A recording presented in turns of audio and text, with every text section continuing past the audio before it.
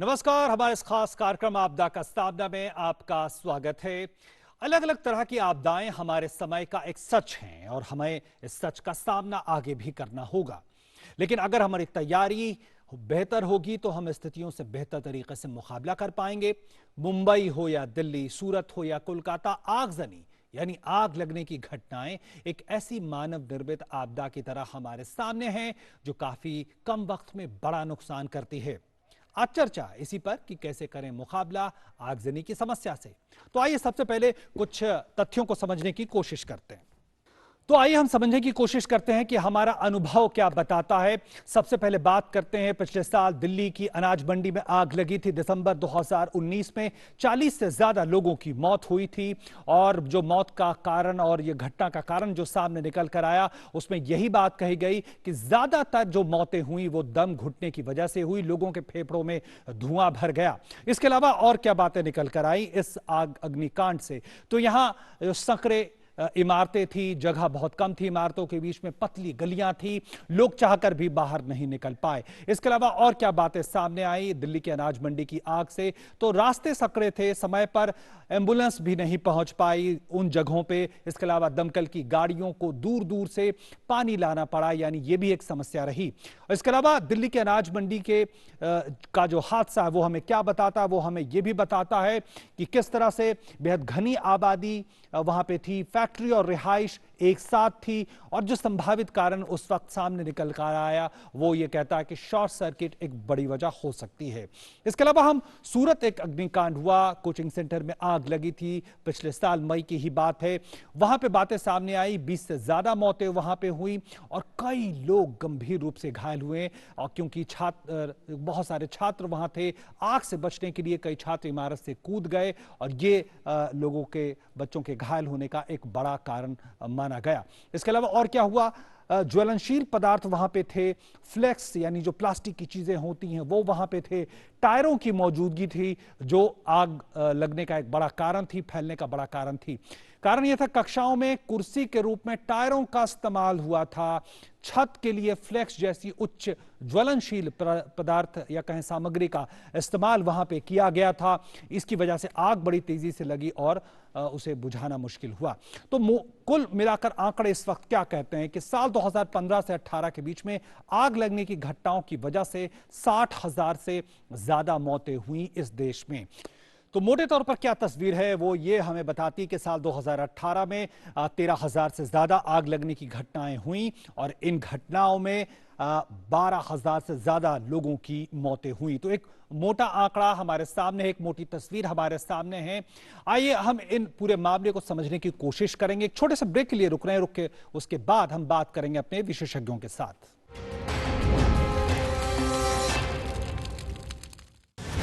सुभाष चंद्र बोस आपदा प्रबंधन पुरस्कार, आपदा प्रबंधन में निस्वार्थ सेवा को सम्मान।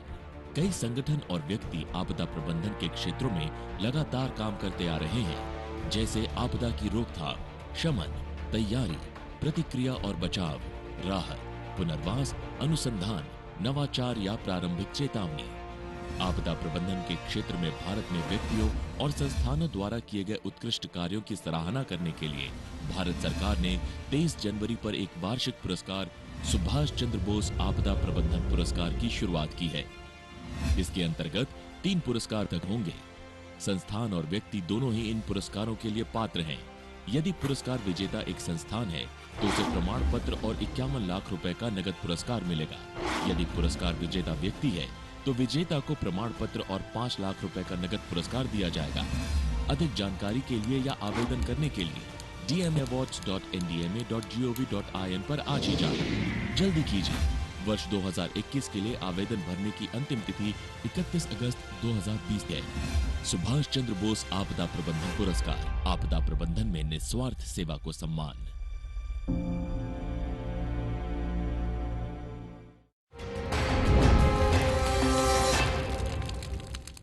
तो एक बार फिर से आपका स्वागत हमारे इस खास कार्यक्रम आपदा का सामना में। और आज बात हो रही है आग लगने की घटनाओं को लेकर, जिस तरह की परिस्थितियां पैदा होती हैं, आगजनी से हम कैसे करें मुकाबला। और हमारे साथ 3 बेहद खास मेहमान जुड़ रहे हैं इस चर्चा में। हमारे साथ जुड़ रहे हैं लेफ्टिनेंट जनरल रिटायर्ड सैयद अता हसनैन साहब, जो सदस्य हैं एनडीए में, बहुत बहुत स्वागत है आपका सर। हमारे साथ डी.के. शामी साहब हैं, फायर एडवाइजर गृह मंत्रालय के। हमारे साथ अतुल गर्ग साहब हैं, निदेशक दिल्ली फायर सर्विस। बहुत बहुत स्वागत आप तीनों मेहमानों का। और सबसे पहले जनरल हसनैन साहब, अगर आपसे समझना चाहें तो किस तरह की परिस्थिति इस वक्त देश में है आग लगने की घटनाओं की अगर हम बात कर लें तो? देखिए, ये आपदा जो है आग लगने की, एक तो बड़ी दिलचस्प चीज जो आपने सुनाई कि इसके आंकड़े आपने सुनाए अभी। ये उन डिजास्टर्स में है, आपदाओं में है, जिसकी पहचान शायद हमारे देश में कुछ हद तक कम रही है, क्योंकि इसको एक एक्सेप्टेंस के तौर पर सोसाइटी के अंदर एक एक्सेप्टेंस के तौर पर देखा गया है। मगर अगर आप देखें, इससे जिस तरह का डिस्ट्रक्शन होता है, जिसकी अवेयरनेस होनी चाहिए पब्लिक को, वो अवेयरनेस ज्यादा तक लोगों में नहीं है और नहीं थी बहुत दिनों तक। अब जब से एनडीएमए 2005 में आया और सब आपदाओं का उसने मुआयना किया, तो देखा कि आपदा जो है, आमतौर पे भारत में क्या था कि आपदा होती है तो आपदा के लिए आप रिलीफ वर्क शुरू कर दीजिए, कुछ मिटिगेशन आप उसके बारे में करिए, और इसके अलावा आगे कुछ हरकत नहीं होती थी। ये पहचान हुई भारत के अंदर कि इन आपदाओं को ठीक तरह से देखना, इनका मुआयना करना, इनको साइंटिफिकली टेक्नोलॉजिकली पढ़ना और इसकी अर्ली वार्निंग देना, ये निहायत जरूरी था। अर्ली वार्निंग देकर उसके बाद कम्युनिकेट करना उन लोगों को जहां जो इसके लिए राहत पहुंचाएंगे या मिटिगेशन करेंगे, और उनको जो इसकी चपेट में आएंगे खुद, ताकि जल्द से जल्द उस आपदा के जो असर हो रहे हैं उन असर को दूर किया जा सकता है। इसकी पहचान तकरीबन 2001 में आई, और 2005 में जब डिजास्टर मैनेजमेंट एक्ट एनैक्ट किया गया, सरकार ने किया उसको, उसके बाद से इसकी रफ्तार समझने की काफी हद तक बढ़ गई। अगर ऐसे आप ऐतिहासिक तौर पर देखें तो आग का सबसे बड़ा जो इतिहास में देखने के लिए है वाकया तो 1666 में जो लंदन में हुआ था, और उसकी याद में जो ब्रिटिश एम्पायर यहाँ पर भारत में था, उसने तकरीबन 1803 में मुंबई में सबसे पहले ये फायर ब्रिगेड का जनरल हसनैन शुरुआत की। जनरल हसनैन, जिस तरह से आप ये बता रहे हैं, हमारे यहाँ जिस तरह से एक तरह से इवॉल्व हुआ इससे मुकाबला करने को लेकर, आपको लगता है कि जिस तरह से इस कार्यक्रम में भी हम अलग अलग आपदाओं की बात हमने की है, भूकंप, बाढ़, शहरी बाढ़ और दूसरे तरह की समस्या, ये क्या इसको हम कह सकते हैं पूरी तरह मानव निर्मित आपदा है और इसलिए इसकी प्रकृति अलग है, लड़ने के तरीके भी अलग हैं? बेशक, जो आपने कहा बिल्कुल सही कहा। ये एक अजीब ही आपदा है। ये नेचुरल भी है, प्राकृतिक भी है, मैन मेड भी है, दोनों चीजें हैं इसमें। क्योंकि प्राकृतिक तौर पर फॉरेस्ट फायर्स आप देखिए, या अगर बिजली गिरने से, लाइटनिंग से भी ये आग लग सकती है, वो प्राकृतिक तौर पे होगी, मगर ज्यादातर ये मैन मेड होगी। क्योंकि आप देखते हैं इंडस्ट्रियल फायर होती हैं और केमिकल फायर भी, वो केमिकल फायर भी इसी की चपेट में आती है, इसी के अंदर मानी जाती है। तो ये सब तो मैन मेड है, और इनके लिए बड़े टेक्निकली इनका सामना करना पड़ता है। मैं मानता हूं कि बाकी जितने आपदा भी हैं उनमें भी आजकल टेक्नोलॉजी का इस्तेमाल तो बहुत ज्यादा हद तक करना पड़ता है, मगर उनमें ज्यादातर यह है कि अर्ली वार्निंग के बारे में आप पता करिए, कम्युनिकेशन के बारे में बात करिए, और ज्यादातर जो राहत होती है वो राहत वहां पर की जाती है। मगर आग के आपदा में अर्ली वार्निंग और ये चीजें इतनी वो शायद महत्व नहीं रखती जितना कि एक्चुअली जाकर आपको आग बुझाने का काम करना पड़ेगा, और उसको टेक्निकली करना पड़ता है। जो हमारे साथ आज कलीग हैं दोनों, वो दोनों एक्सपर्ट हैं इसके बारे में, और उनसे शायद आप ज्यादा सुनेंगे इसके बारे में। ठीक है। डी.के. शामी साहब, जिस तरह से जनरल हसनैन उन्होंने एक तरह से बता ही दिया कि एक तो जो रिहायशी इलाकों में आग लगती है, दूसरा जो औद्योगिक इलाके हैं वहां आग लगती है, मुख्य कारण मोटे तौर पर क्या कारण अभी तक हमें समझ में आ पाए हैं? थैंक यू वेरी मच, आपने मेरा इंट्रोडक्शन दिया, और जैसे बहुत स्वागत है आपका सर। ऑनरेबल मेंबर ने इसका बेसिक बताया कि किस तरह ये आपदाएं हो रही है, मैं उनकी बातों से सहमत हूं, परंतु इसमें सिर्फ मैं इतना ही जोड़ना चाहूंगा कि इसके बारे में जो है भारत सरकार 50 से लेकर लगातार सतर्क रही है और समय समय पर उनने काफी इसमें प्रयास किए हैं ताकि जो हमारा रिक्वायरमेंट है टेक्नोलॉजी से लगकर या किसी फायर प्रिवेंशन को लेकर रूल्स रेगुलेशन बनाने से लगकर उसमें काफी काम हुआ है। अब आपने चूंकि सिर्फ मुझे एक दो टॉपिक पे सीमित किया है, एक तो आपने रिहायशी जहाँ पे रहने वाले लोग हैं वहां पे आपने आग के बारे में पता करने का प्रयास किया है, तो मैं आपको बता दूं कि ये जो रिहायशी इलाके हैं यहाँ पर आप इसको डिवाइड कर सकते हैं एक अर्बन में और एक रूरल एरियाज में। तो हमारे जो अर्बन एरिया का रिहायशी इलाका भी जितना ये हजार्ड्स इंक्रीज हो रहे हैं, साथ ही साथ उनको मिटिगेट करने के लिए या उनको बुझाने के जो प्रयास है उसमें भी उतनी ही तेजी से बढ़ोतरी होती जा रही है। मैं आपको बताऊं कि आज जो इनके मेन कारण है रिहायशों में आग बढ़ने के वो है एक तो पॉपुलेशन डेंसिटी, बहुत घनत्व बढ़ता जा रहा है जनसंख्या का, जिसके वजह से एक ये मेन कारण जुड़ता है। दूसरा है कि हमारे हिंदुस्तान में खास करके एक कंस्ट्रक्शन जो मटेरियल है, लो कॉस्ट का कंस्ट्रक्शन मटेरियल विभिन्न जगहों पर यूज होता है। आपने देखा होगा बांस भी यूज होता है, आपने देखा होगा कि झुग्गी झोपड़े में प्लास्टिक यूज होता है। तो ये कुछ फैक्टर्स हैं जो उसमें कंट्रीब्यूट धीरे धीरे करते जाते हैं। तीसरा आपने देखा होगा कि हमारे यहाँ पे क्या है कि स्टैंडर्ड चीजें जो थोड़ी कॉस्टली होती है तो उसके बजाय ये लोग सस्ती चीज सामान मार्केट से ले आते हैं, जैसे कि इलेक्ट्रिकल तारें होती हैं, बिल्कुल। उसका कंड्यूक्ट होता है और उसके जो अप्लायंसेस होते हैं। तो ये अप्लायंसेस भी क्या करते हैं कि जब कुछ समय का इनका इंस्टॉलेशन खराब हो जाता है तो शॉर्ट सर्किट से ये फायर के रूप में कन्वर्ट हो जाता है, जिसका प्रतिशत 34 है आज की तारीख में। 34% ठीक है जो फायर है जी। उससे लगता है। और जहां तक मैं इंडस्ट्रियल सर्विसेज की अगर आपसे बात करूं तो इंडस्ट्रियल में एक सबसे बड़ा कारण ये हो रहा है कि वहां इम्प्लीमेंटेशन लोग बहुत अपने सही तरीके से नहीं करते। रूल्स रेगुलेशन में भी कुछ वहां पर खामियां हैं जिसका हमने उनको एक तरह से अपग्रेड करने के लिए कहा है। और जब तक इसका अपग्रेडेशन नहीं होगा और खासकर जब इसका मेंटेनेंस जो इक्विपमेंट प्रोवाइड होते हैं, इंडस्ट्रियल्स वाले अपने इस मेंटेनेंस को ठीक से नहीं करेंगे, सही तरीके से उसको रख रखाव नहीं करेंगे, इसकी इस तरह की जो आपदाएं हैं वो होती रहेगी। और हमारे तरफ से कई प्रयास हुए हैं इसके मामले में, अवेयरनेस के लिए हमने काफी प्रयास किया है। अगर उसमें आप सुनना चाहें तो हमने इन लोगों को समय समय पर इनको जानकारियां उपलब्ध कराई है, ठीक है दिशा निर्देश दिए हैं जी, बिल्कुल। और हमारे साथ अतुल गर्ग जी भी हैं। अतुल गर्ग जी, सबसे हम जो आग से मुकाबले की बात कर रहे हैं और आपका विभाग सीधे मुकाबला करता है जमीन पर परिस्थितियों से, ये हमें समझाएं कि आग से जो मिटिगेशन की बात कही जा रही है, मुकाबले की बात कही जा रही है, उसको लेकर कितना हम आगे बढ़े हैं पिछले कुछ सालों में, तकनीक के लिहाज से, इक्विपमेंट के लिहाज से और उसको समझने और उससे डील करने के लिहाज से। जी, जैसे कि शम्मी सर ने बताया, अभी हमें मिटिगेशन में बहुत काम हुआ है, मैं ये नहीं कहता नहीं काम हुआ है, पर जिस हिसाब से specially in Delhi rapid expansion हो रहा है, अनऑथराइज्ड कंस्ट्रक्शन हो रहा है, जो गांव थे वो उसमें बदल गए हैं, फैक्ट्री हब में बदल गए हैं, इस वजह से जो है ये फायर के जो कॉज हैं वो बढ़ रहे हैं और लॉसेस भी बढ़ रहे हैं। जैसे मैं एक अनाज मंडी का आपने जिक्र किया था, उसका कहना चाहूंगा, हमें कॉल मिली थी घर में फायर है, पर जब हम वहां गए हमने सर्च किया तो पता लगा कि वो एक इंडस्ट्री और उसमें वहां पे 100 से ज्यादा लेबर लोग हैं। तो गलत इंफॉर्मेशन आई।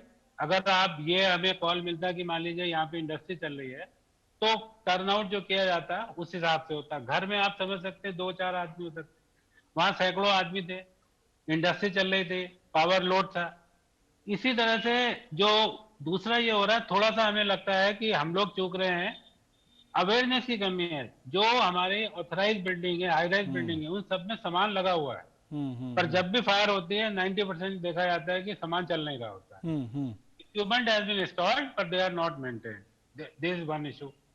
दूसरा इशू क्या हो रहा है, जो एरिया हमारे गांव से जो शहरों में बदल गए, मतलब जो विलेज से अर्बनाइज हो गए, उनमें एक ही घर में वहां लोग भी रह रहे हैं, वहां फैक्ट्री भी चल रही है, वहां स्टोरेज भी है, वहां केमिकल भी है।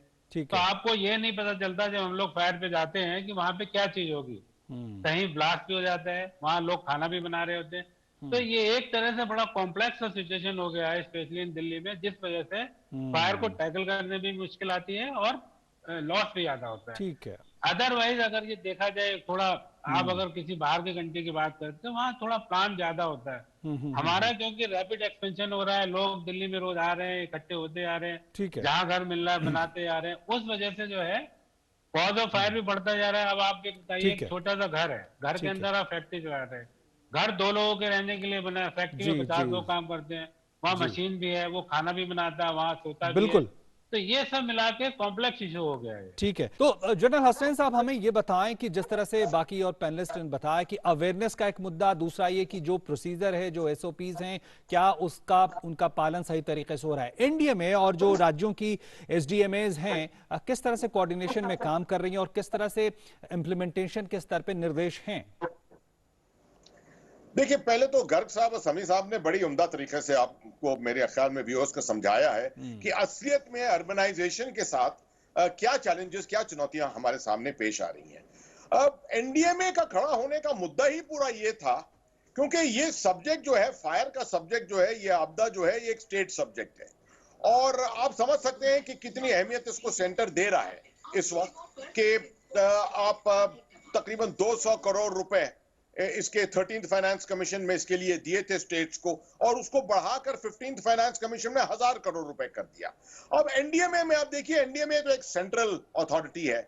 हमारा काम यहां बनता है कि किस तरह से हम टेक्नोलॉजी को अपनाएं, किस तरीके से हम अपने प्रिंसिपल्स को देखें, इसका पूरी टेक्नोलॉजी के साथ ट्रेनिंग को देखें, अवेयरनेस को देखें, ये सब चीजें, और राहत पहुंचाने के जो साधन है, राहत पहुंचाने के जो ऑर्गेनाइजेशंस हैं जैसे एनडीआरएफ है, एसडीआरएफ है, इन सब के साथ तालमेल अपनी करें। मैं समझता हूं कि इन सब चीजों में सबसे ज्यादा अहमियत एक्चुअली अवेयरनेस की है, और दोनों हमारे टेक्निकल रिप्रेजेंटेटिव्स ने यही इसके ऊपर काफी जोर दिया कि समझ लोगों के अंदर बहुत कम है। अब जैसे ये है कि अगर आप पुराने इलेक्ट्रिकल साधन जो है उनको इस्तेमाल कर रहे हैं और उसकी रिस्क नहीं आप समझ रहे हैं, तो नेचुरली आपदा तो होगी इस तरीके की चीज से। आप देखिए, हमको हमारा सबसे जबरदस्त, सबसे मशहूर आपदा जो है दिल्ली की, वो उपहार सिनेमा की थी। अब उपहार सिनेमा के अंदर कितने ऐब निकले बाद में। बिल्कुल, वो जो बिल्कुल। जनरेटर सेट था वहां पर, जो चार्जिंग का साधन था वहां पर, वो सब चीजों में कितनी चीजें निकली। अवेयरनेस नहीं, लोगों में अगर अवेयरनेस भी है तो ये समझ जो होती है कि इससे कितनी जबरदस्त जानी नुकसान, माल का नुकसान कितना जबरदस्त हो सकता है, ये महसूस कराना लोगों को, ये हमारा काम है। और मैं समझता हूं आज हम जो बात कर रहे हैं दूरदर्शन के जरिए, ये काम असल में वही हो रहा है।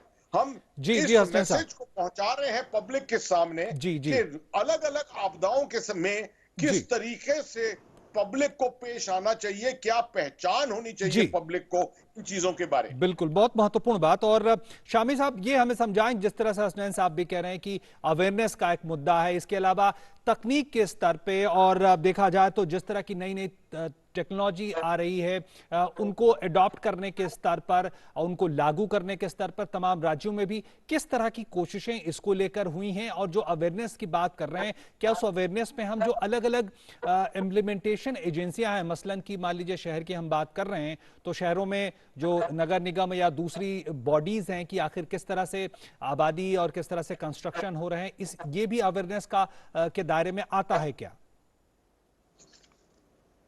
उसमें काफी चीजें मिल गई, मैं इसको एक एक करके उत्तर देने का प्रयास करता हूं। सबसे पहले तो मैं अवेयरनेस के ऊपर फोकस करता हूं। अवेयरनेस ये सबसे बड़ी हमारी जिम्मेदारी है, क्योंकि हमारा प्रयास ये है कि हमें आग बुझाने जाना ही ना पड़े, फायर ब्रिगेड को आग बुझाने का काम करना ही ना पड़े। तो हम सबसे पहले उनको इतना अवेयर कर रहे हैं कि वो अपने प्रिवेंशन, जो प्रिवेंटिव मेजर्स हैं, वो अपने अच्छी तरह से इंप्लीमेंट कर ले, ताकि वहां आग ही ना लगे। तो इस प्रिवेंटिव मेजर्स को समझाने के लिए हमने कई प्रयास किए हैं।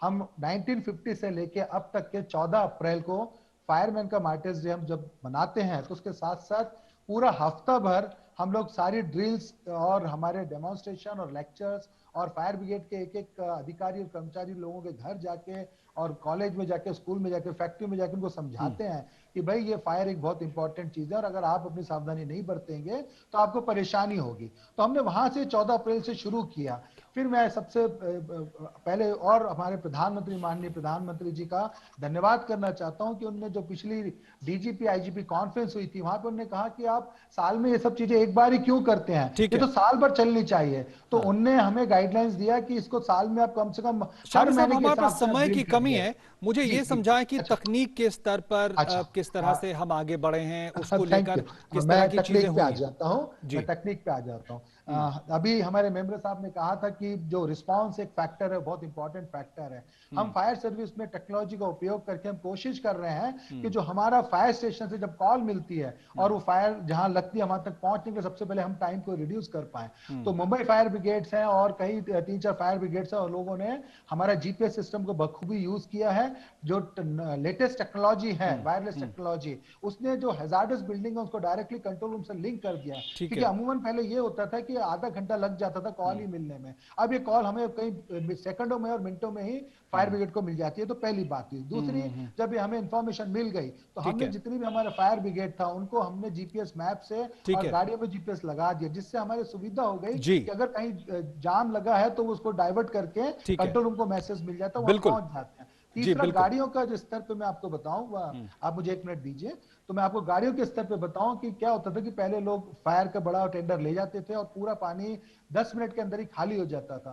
तो नई टेक्नोलॉजी, फायर मिस्ट टेक्नोलॉजी आई और आज की तारीख में पूरी कंट्री में सबके पास ये गाड़ियां हैं। अब एक गाड़ी में अगर 4,500 लीटर पानी है तो कम से कम आप इससे आधा घंटा फायर फाइटिंग कर सकते हैं। इसका मतलब ये नहीं हुआ कि हमने पानी बचाया तो आग नहीं बुझ रही है। ये वाटर मिस्ट टेक्नोलॉजी आग को बहुत अच्छी तरह से बुझा रही है। ठीक तो है। ये टेक्नोलॉजी का हमने यहाँ यूज किया। जी बिल्कुल। सिमिलरली जी, जी जी। सिमिलरली कुछ टेक्नोलॉजी हमने बिल्डिंग के अंदर इंप्लीमेंट करी है हाँ। ताकि अगर वो जहां आग लगे उसको अर्ली डिटेक्शन करके वहीं उसको सप्रेस करके उनको फायर ब्रिगेड को पहुंचना ही ना पड़े। ठीक तो है। ये कुछ बहुत टेक्निक्स हमने यूज करी है। Thank you. जी जी जी, माफ करेंगे, समय कम है। जी अतुल गर्ग साहब, अब मैं ये बताएं अंत में कि जिस तरह से हम जा रहे हैं कि कई देश के इलाकों में ये समस्या है कि वहाँ गलियां छोटी हैं, इमारतें बहुत घनी तरीके से, वहाँ पे घनी आबादी रहती है, तो ऐसे में किस तरह से फायर डिपार्टमेंट भी इसको सोच रहा है कि अगर ये इस तरह की कॉलोनियां हैं तो ये एक सच्चाई है, लेकिन वहाँ आग लगेगी तो आग तो बुझानी पड़ेगी, तो किस तरह से हम आगे बढ़ पा रहे हैं, इसके बारे में थोड़ा सा रोशनी डालें। देखिए, दिल्ली फायर सर्विस ने इसलिए, बिकॉज ये यहाँ पे 70% जो पॉपुलेशन है वो ऐसी गलियों और तंग गलियों में रहते हैं, तो हमने अब सारे जो टेंडर थे, फायर टेंडर, वो छोटे फायर टेंडर खरीदने शुरू किए। पहले हम बड़े खरीदते थे, अब बिल्कुल छोटे खरीदने शुरू किए हैं। मोटरसाइकिल्स भी खरीदी गई हैं और ऑलरेडी जो है 2 हमने रॉबर्ट्स के भी जो प्लेस किए जिसमें वो गली के अंदर दूर से जा सकते हैं और उसको काम कर सकते हैं। टेक्निकल प्रॉब्लम कोई नहीं है, पैसे की समस्या कोई नहीं है, नए जो इक्विपमेंट हैं वो बिल्कुल देश में सब जगह अवेलेबल है और आ रहे हैं। तो आप अगर ये कहें टेक्नोलॉजी का कुछ प्रॉब्लम हो रहा है या कहीं फंड का भी एक इश्यू आता नहीं है, वो प्रॉब्लम बिल्कुल नहीं है। प्रॉब्लम खाली एक ही आता है, जो मैं कई फोरम पे कह चुका हूं, कि जो हमारा ऑर्गेनाइजेशन हो रहा है, जो विस्तार हो रहा है, वो एज पर मास्टर प्लान कहना चाहिए या नहीं हो ठीक रहा है। है, मतलब है बजट हो रहा है, उस वजह से बिल्कुल। जो है ये सबसे ज्यादा प्रॉब्लम आ रही है। जी। Otherwise as far as technology हाँ। Concern, India is also getting the best technology बिल्कुल available in the world, there is no issue बिल्कुल अबाउट इट। बिल्कुल, हमारे पास मैं समय और ऐड लगभग करना खत्म हो चाहूंगा रहा आपको। है। मैं और एक ऐड करना चाहूंगा कि हमने ड्रोन जी। टेक्नोलॉजी जो इंडिया में ही बनी है उसका भी सदुपयोग फायर में किया और अहमदाबाद पहला ऐसा फायर ब्रिगेड है जहां उसने ड्रोन टेक्निक यूज करके ठीक है। आग बुझाने के संबंधित जानकारी बिल्कुल, हासिल समय हमारे पास बिल्कुल खत्म हुआ। एक छोटी सी टिप्पणी जनरल हसनैन आपसे मैं लेना चाहूंगा। इंडिया में की जिस तरह से भूमिका रही, आपको लगता है कितना उसने काम किया है तमाम देश के तमाम हिस्सों में, जो क्या हम आगे उम्मीद कर सकते हैं एक बेहतर स्थिति में धीरे धीरे हम पहुंचेंगे निर्देशों को जब वो लागू कर पाएंगे पूरी तरह से? आपके सवाल का 15 साल हो गए हैं नेशनल डिजास्टर मैनेजमेंट अथॉरिटी को करे हुए। 2005 में खड़ी हुई थी और आज 2020 है।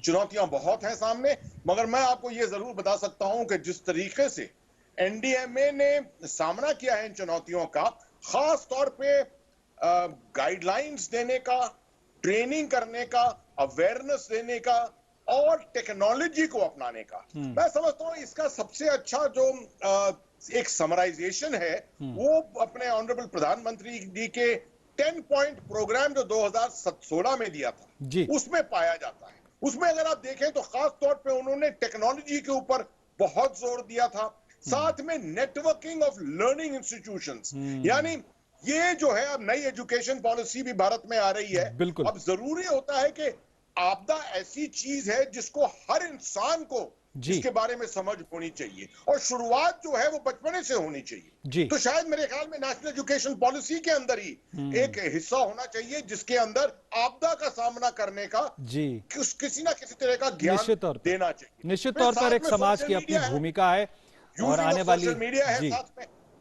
जी बिल्कुल बिल्कुल अपनी भूमिका एक समाज की और आने वाली पीढ़ी अगर अवेयर रहेगी तो शायद स्थितियों को बेहतर तरीके से उसको हल कर पाएगी, सामना कर पाएगी। मैं बहुत बहुत धन्यवाद करना चाहूंगा लेफ्टिनेंट जनरल अता हसनैन साहब, आपका हमारे साथ जुड़े हुए थे DK शामी साहब, आपका बहुत बहुत धन्यवाद और अतुल गर्ग साहब आपका बहुत बहुत धन्यवाद हमारे इस कार्यक्रम में शामिल होने के लिए।